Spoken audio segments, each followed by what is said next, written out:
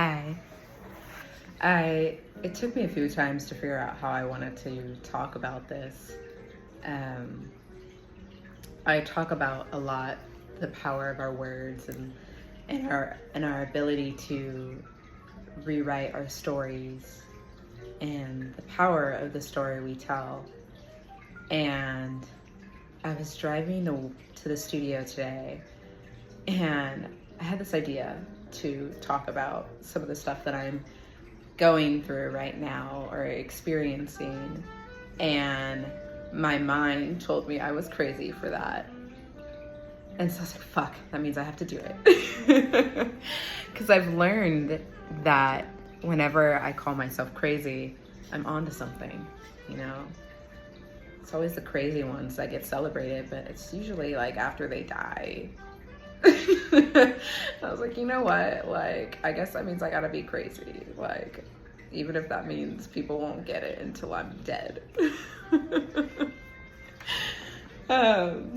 It's morbid, but I'm morbid. I'm getting really excited because next week I start my classes to become a death doula, and I've been thinking about what that means for me a lot lately, and I journaled about it a little bit a few weeks ago because yes, I'm doing this to support people in their physical death. You know, this is a guaranteed experience that we're going to come to one day. One guarantee in life is that you will die. So I'm excited about that aspect of it, but I'm also like how I weave that into my life path, my career, tattooing, all of that. And I realized that I am here to support people in the small deaths that we experience, and some of them are big, the deaths that we experience while we are alive. The deaths of identity, the deaths of our career, the deaths of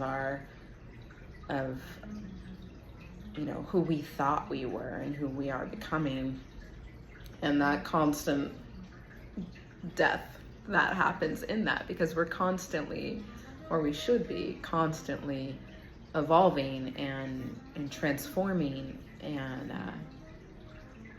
I've been thinking about it. I'm like, I do this in my career all the time. I mean, tattooing is a physical transformation of the body. You come in here, you are not the same when you leave, in a very permanent way. But for me and my clients, it's also very spiritual. It's not a coincidence that most of my clients come to me in the middle of deep transitions within their life, whether they're considering dropping out of college, or starting a new career, or ending a relationship, or they've already done that stuff and they're grieving it or processing it. And I've always had the ability to really easily hold space for that, because I understand how complex it is to be human and how messy it is, and how beautiful that mess is, and the imperfections of our journey. Because when you look back, it like all makes sense, like this grand master plan. But when you're in it, none of it makes sense. And especially when you're surrendering to the flow and you're allowing the universe to take you where you're meant to be without question, that especially doesn't make sense in the process of it.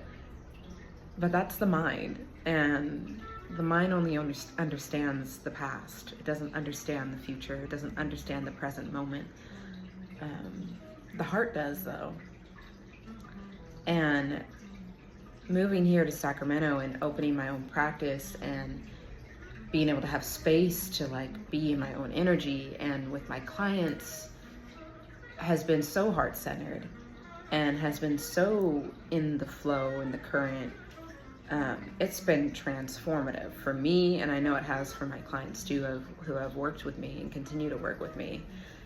And so yeah, doing this death doula work feels more like a continuing of education. You know, I've been doing this on my own for a while now, and now I'm being resourced. and in community and with materials to expand that practice into something, just a greater offering. So I'm really excited about that.